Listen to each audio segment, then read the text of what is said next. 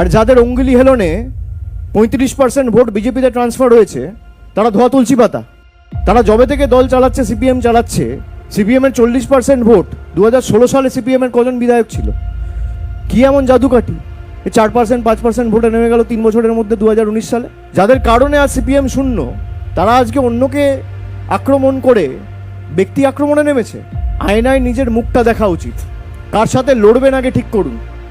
যারা বিজেপির কথায় উঠছে বসছে, বিজেপির থেকে টাকা নিয়ে বাংলায় আগুন জ্বালানোর চেষ্টা করছে, তাদের সাথে রথের অন্ধকারের মিটিং 2021 সালে একই জিনিস করেছিল, 2026-এও একই জিনিস।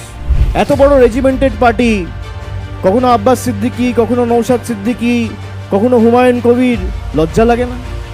আপনারা বলেন আমরা মন্দির মসজিদের রাজনীতিতে বিশ্বাস করি না। যারা এই বড় বড় কথা বলে, প্রশ্ন করে, অন্যকে ব্যঙ্গবিদ্রুপ করে, ছোট করে, খাটো করে দেখায়, তাদেরকে বলবো আয়নায় মুখ দেখুন।